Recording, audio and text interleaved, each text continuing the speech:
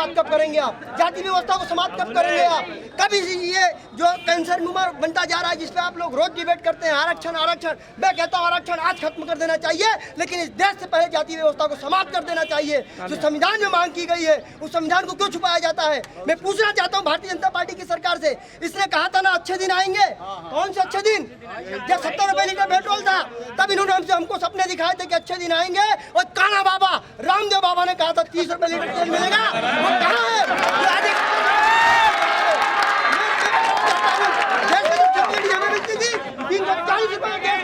अपने जीवन में, अपने रात में 340 का गैस खरीदा है, आज 950 में गैस खरीदने जा रहा हूँ। कहाँ है वो अच्छे दिन? मैं चाहता हूँ मुझे अच्छे दिन मिलने चाहिए। चलिए अच्छे दिन की बात करता हूँ जी। 370 संबंधित जो भी चीजें हैं उसको हमने ही करके दिया है। देश के अनुकूल और विकास के समकक्ष सर्वोपरि देश को रखते हुए संविधान के दायरे में जो चीजें भारत हित में हो सकेंगी वो हमने करके दिया है और आगे भी हम ही करके देंगे। इस बात की समानता की बात उठी है मिजोरम की, उसकी समानता की मैंने कह दिया उसी में जो संविधान और देश के हित में होगा उसको हम पूरी तरह से करके देंगे, संविधान के दायरे में करके देंगे। संगठन जिला अध्यक्ष बधोई अवधेश कुमार जी, मैं एमआई के काबिल दोस्त की सवाल पे एक बात कहना चाहूँ। उन्होंने कहा कि आजम खां को क्या किया सपा ने? अरे आजम खां की भैंस खो गई थी भैया, सीबीआई जांच हुई थी, उसी के कुछ समय पहले हमारे सांसद फूलन देवी जी की मौत हो गई, क्या कर दी गई? उसके लिए कोई जांच नहीं हुई, ये सपा की कारनामा है। और बीजेपी के हमारे काबिल दोस्त ने विकास की बात की, यहाँ सारे पब्लिक जानते हैं। अभी भाई साहब ने कहा कि अगर बीजेपी की मीटिंग होती है, कोई कार्यक्रम लगता है, लाखों लाखों लोग इकट्ठा हो सकते हैं बिना मार्क्स और बिना डिस्टिलेशन के, लेकिन हमारे बच्चे स्कूल नहीं पढ़ सकते हैं। आज यही बीजेपी कांग्रेस के शासन में अगर पेट्रोल 20 रुपए से 25 रुपए होता था, पूरे रोड पे उतर जाते थे। आज लेकिन कोई न विपक्ष नहीं है जो रोड पे उतर जाए। 100 रुपए पेट्रोल भराने के लिए लोग मजबूर हैं। गैस की देख रहे हैं आप लोग। रही बात हमारी निषाद पार्टी की, मैं चैलेंज के साथ के दावे के साथ कहता हूं 2017 से आप लोग आंकड़ा लगा लीजिए, मछुआ समुदाय निषाद पार्टी जिसके साथ रही है उसकी सरकार बनी है। जिसने मछुआ समुदाय निषाद पार्टी को धोखा दिया खुद धोखा खा गई है। 2017 में सपा बसपा को हमने उखाड़ के फेंक दिया। 2018 के उपचुनाव में सपा ने हमसे हाथ मिलाया, 8 उपचुनाव हमने जीत के दिया, और फिर 2019 के चुनाव में सपा बसपा ने हमें धोखा दिया, खुद धोखा खा गई। बीजेपी के साथ मिलकर हमने बीजेपी का शासन बनाया।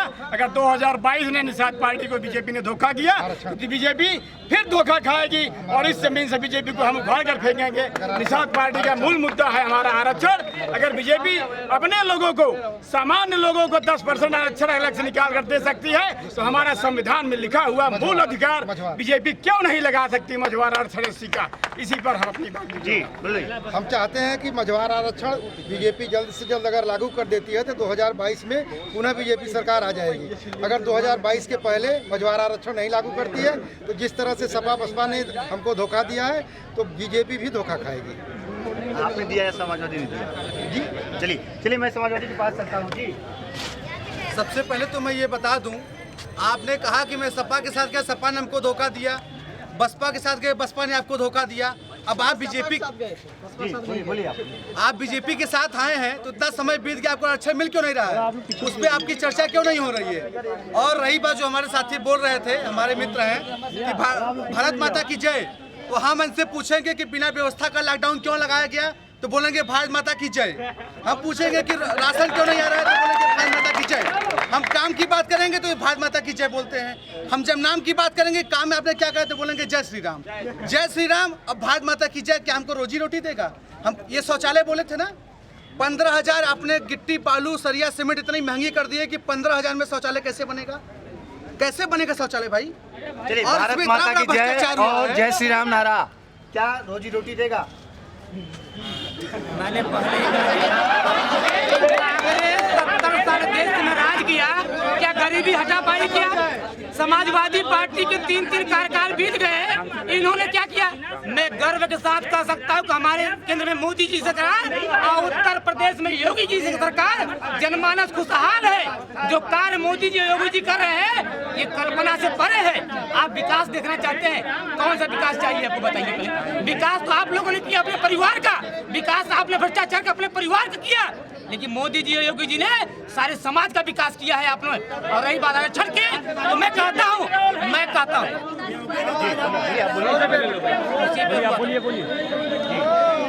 चलिए मैं कांग्रेस पार्टी की बात करता हूँ जी।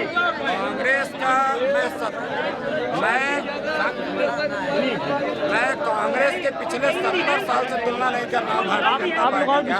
मैं भारतीय जनता पार्टी का पिछले 7 साल का और कांग्रेस के पिछले 10 साल का कंपैरेटिव एनालिसिस करके बता दे रहा हूँ। कांग्रेस ने सूचना का अधिकार, आम जनमानस को लाभ देने वाले कई कानून लागू किए।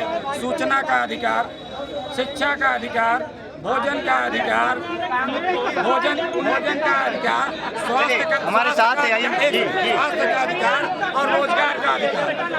और भारतीय जनता पार्टी पिछले 7 साल से शासन कर रही है, डबल इंजन की सरकार है। और मैं सिर्फ इतना पूछना चाहता हूँ कि आम जनमानस के जन सरोकार से जुड़े कोई 4 नियम बता दें, 4 कानून बता दें जो जनमानस खुशहाल है।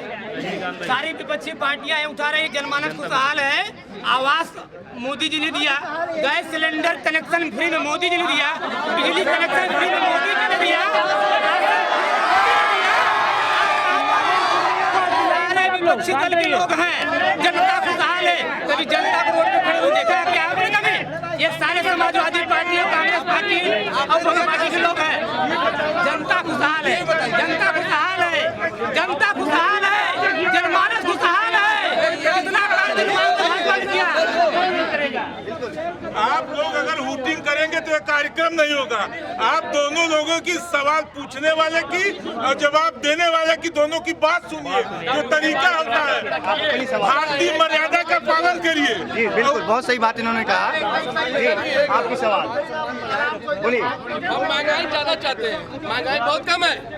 हम तेल का दाम 200 रुपए लीटर चाहते हैं, सरसों का तेल 400 रुपया, सिलेंडर 2000 रुपया। इतना होना चाहिए। बीजेपी गवर्नमेंट से निवेदन है वो इतना बढ़ा दे। चलिए बिल्कुल जी बताइए। जैसा कि हमारे भारतीय जनता के वक्ता ने बहुत ही बात कही अपनी, कि इन्होंने कहा कि देश आज मोदी राज में, योगी राज में खुशहाल है। मैं पूछना चाहता हूँ, एक डेमो हो जाए।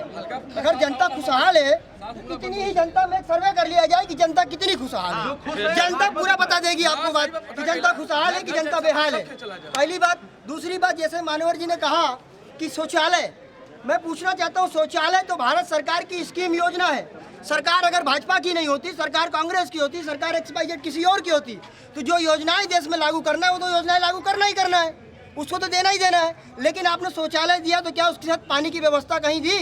क्या आदमी बिना पानी के शौचालय कर सकता है? क्या आदमी बिना आटा का रोटी बेच सकता है? क्या आदमी बिना तेल की व्यवस्था से अपना भार लोड ढो सकता है, एक जगह दूसरे स्तर पर ट्रांसपोर्ट कर सकता है? मैं ये भाई साहब ने कहा कि इस भीड़ से आप शौचालय वाली सरकार मैं आता हूँ। भाई साहब ने कहा कि आप अभी सर्वे करा लीजिए, लेकिन भदोही की जनता इतनी चालाक हो चुकी है कि वो आने वाले 2022 चुनाव में जवाब देगी। मैं इस वक्त जवाब न लेके 2022 में जवाब वो जनता खुद देगी। जी नहीं, जनता जैसा मैंने इसलिए कहा कि देखिए आपको यही पता चल जाएगा, अगर जनता छोटे स्तर पे अगर खुशहाल होगी, तो कहते हैं ना पूछ के पाँव पालने में नजर आ जाते हैं। तो आपको इसी छोटी सी बैठक में, इसी संगोष्ठी में मालूम पड़ जाएगा जनता कितनी खुशहाल है। लेकिन मैं ये भी कहना चाहूँगा कि अभी हमारे निषाद भाई के पार्टी के वक्ता साहब है, वो कह रहे थे कि इन्होंने क्या नाम है कि बिंद को किसी ने कुछ बनाया नहीं। तो मैं उनको बता देना चाहता हूँ, यही कांग्रेस थी जो कि शारदा प्रसाद बिंद जी को विधायक बनाने का काम इसी कांग्रेस ने किया था। और उन्होंने किसको अभी विगत दिनों में, पिछले विगत विधानसभा चुनाव में किसको विधायक बनाया है, ये जनता जानती, मुझे बताने की आवश्यकता नहीं है। इसलिए मैं उन्हें बताना चाहूँगा कि यहाँ पे बिंद की बात केवल न की जाए, देश की बात की जाए और राज्य की बात की जाए, और सामूहिक सभी समाजों की एक साथ चर्चा की जाए। हमारे कांग्रेसी मित्र ये बिंद समाज और इस पर तो ना टिप्पणी करें। इनके राष्ट्रीय अध्यक्ष, पूर्व राष्ट्रीय अध्यक्ष तमिलनाडु के चुनाव में जाकर के मत्स्य मंत्रालय के गठन की बात करते हैं। मत्स्य मंत्रालय का गठन तो कब का हो चुका है, इनको जानकारी भी नहीं है। चलिए चलिए मैं आता हूँ जी। मैं कांग्रेस की जब सरकार थी आज़ादी के बाद, आज इतनी देर तक कांग्रेस पार्टी ने राज किया। अगर कांग्रेस पार्टी जो वादा की थी अगर गरीबों को, मछुआरों को अगर उनका लाभ दिया होता तो आज कांग्रेस पार्टी सत्ता में होती।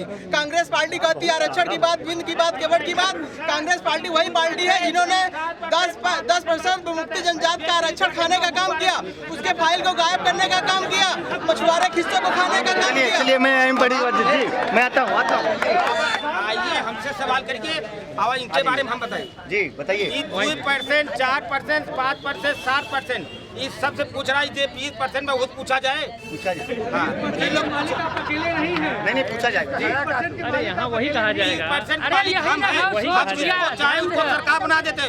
2% वाला हुकूमत की कुर्सी पे जाके हुकूमत की कुर्सी बात कर रहा है। 7% वाला हुकूमत की कुर्सी की लड़ने की बात कर रहा है। 20% वाला मुझे कह रहा है नहीं, इनको पकड़ लीजिए, उनको पकड़ लीजिए। ये खाली हमको कुर्सी घुमा रहा है, हमको कुर्सी नहीं पकड़ रहा। अच्छा हम कुर्सी पकड़ रहे हैं ना तो कहेंगे ये बीजेपी के एजेंट है, ये RSS वाले हैं, ये बजरंग दल वाले, हमको ये इल्जाम लगाएंगे। हम जब घर बनाएंगे तब ये जितने पार्टियां हैं सब कहेंगे जानते आतंकवादी है, ये पाकिस्तानी है, ये बीजेपी वाली पार्टी है, ये सपा वाली पार्टी है। ये हमको इसीलिए हमारे घर बनने नहीं देंगे। हम चाहे अपन घर बनाई, हम कुछ मालिक बनी, हम गार्ड बनी, हम पुलिस बनी, हम दरोगा बनी, हम वकील बनी, हमारो शासन प्रशासन हुकूमत के कुर्सी हमारो नाम हो जाए, मगर कहीं नहीं बा। इतिहास पढ़ने में गर्दन कटाए है, कहीं अंगुलियों में नाम हमारा, कहीं इतिहास पढ़ने में नाम नहीं लिखा, कहीं नहीं लिखा, कहीं से बाकी नहीं बा।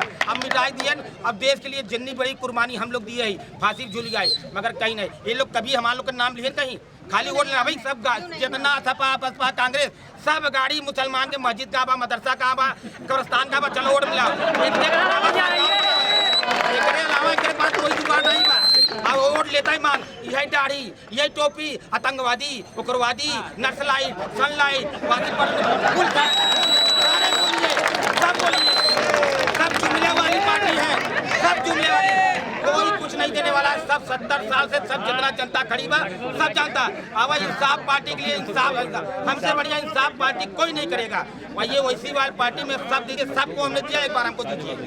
चलिए समाजवादी के पास चलते हैं जी, चलिए मैं समाजवादी पार्टी के पास चलता हूँ जी। 2% मोदी जी 2014 में लॉन्च हुए, बड़े व्यापारियों ने उनको लॉन्च किया भारत में, ठीक। उन्होंने उत्तर प्रदेश को क्या देश को गुजरात मॉडल दिखाया कि हम गुजरात मॉडल का विकास पूरे उत्तर प्रदेश में और देश में करेंगे। ये जो 20% हक की बात कर रहे हैं, आप जहाँ पे हो वहाँ के आप पब्लिक के बीच में जाओगे तो वहाँ का मॉडल दिखाओगे ना कि भाई हम इस तरीके का मॉडल बनाए थे। हमारे नेता माननीय श्री अखिलेश यादव जी ने मॉडल दिखाया है, काम किया है, आपके मोदी की तरह नहीं। वैसे के घर में चला जा, चलिए